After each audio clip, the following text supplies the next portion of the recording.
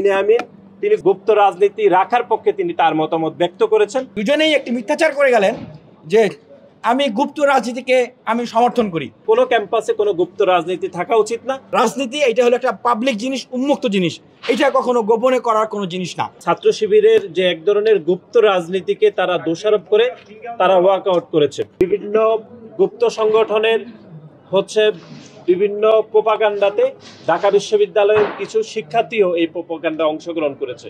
সেজন্য একটি অনাকাঙ্ক্ষিত পরিবেশ তৈরি হয়েছে এবং সেজন্য আমরা বিশ্ববিদ্যালয়ের নিকট আমাদের অবস্থান আমরা ব্যাখ্যা করেছি।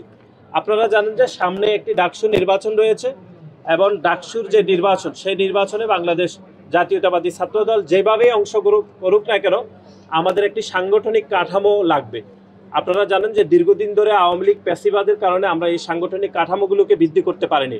সেজন্য সেই সাংগঠনিক কাঠামোর ধারাবাহিকতায় আমরা আমাদের হল কমিটিগুলো আমরা স্ট্রাকচারকে আমরা ফাংশন করেছি এবং তার ভিত্তিতে যে একটি মব তৈরি হয়েছে সেখানে আপনারা দেখেছেন যে বিভিন্ন ছাত্র সংগঠনের নেতাকর্মীরা অনাকাঙ্ক্ষিতভাবে সেই মব তারা অংশগ্রহণ করেছে এবং ঢাকা বিশ্ববিদ্যালয়ের কিছু শিক্ষার্থীও সেখানে অংশগ্রহণ করেছে।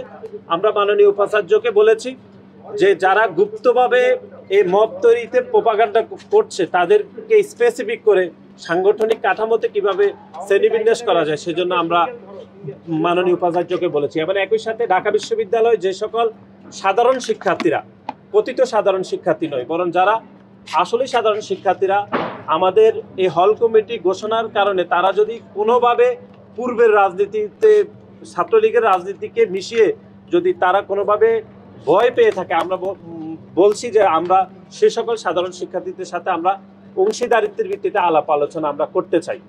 এবং একই সাথে আজকে এখানে একটি গুরুত্বপূর্ণ বিষয়ে আলাপ আলোচনা হয়েছে। সেখানে ছাত্র শিবির যে বিভিন্নভাবে গুপ্ত রাজনীতি করে, আপনারা জানেন যে তারা বিভিন্ন হল কমিটিগুলো তারা প্রকাশ করে না, তারা যুক্ত থাকেন, তারা সেখানে দায়িত্ব পেয়ে থাকেন না।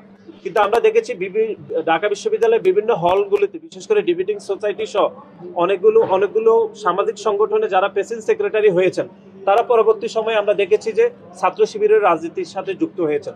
সুতরাং আমরা বিশ্ববিদ্যালয়কে অনুরোধ করেছি যে গুপ্ত রাজনীতি ঢাকা বিশ্ববিদ্যালয়ে বন্ধ করতে হবে। সেখানে বাংলাদেশের প্রতিটি ছাত্র সংগঠন গুপ্ত রাজনীতি বন্ধের বিষয়ে তাদের মতামত দিয়েছে। শুধুমাত্র গণ অধিকার পরিষদের সংগ্রামী সভাপতি বিনিয়ামিন তিনি গুপ্ত রাজনীতি রাখার পক্ষে তিনি তার মতামত ব্যক্ত করেছেন, এটি ইতিমধ্যে আপনারা জেনেছেন।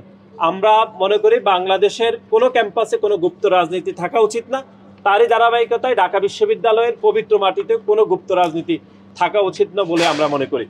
এবং এর বাহিরে অনেকগুলো বিষয় আলাপ আলোচনা হয়েছে। বিশেষ করে আপনারা জানেন গণতান্ত্রিক রাজনীতিতে যে সকল শিক্ষার্থীরা জড়িত থাকে সে সকল শিক্ষার্থীদেরকে মব তৈরি করে বিভিন্ন হয়রানি করা হয়। বিশেষ করে ঢাকা বিশ্ববিদ্যালয়ে ছাত্রদলের নারী শিক্ষার্থীদের যে হল কমিটিগুলো আমরা দিয়েছি, সেই নারী শিক্ষার্থীদেরকে ছাত্রদলের যারা বিভিন্ন পর্যায়ে দায়িত্ব পেয়েছেন তাদেরকে বিভিন্নভাবে হেনস্থা করা হচ্ছে। সেজন্য আমরা মাননীয় উপাচার্য বরাবর আমরা আবেদন করেছি যেন ছাত্রদলের কোনো নেতাকর্মী শুধুমাত্র তার একটি রাজনৈতিক পরিচয়ের কারণে কোনোভাবে সামাজিকভাবে অথবা যে কোনোভাবে যেন হয়রানির শিকার না হয়।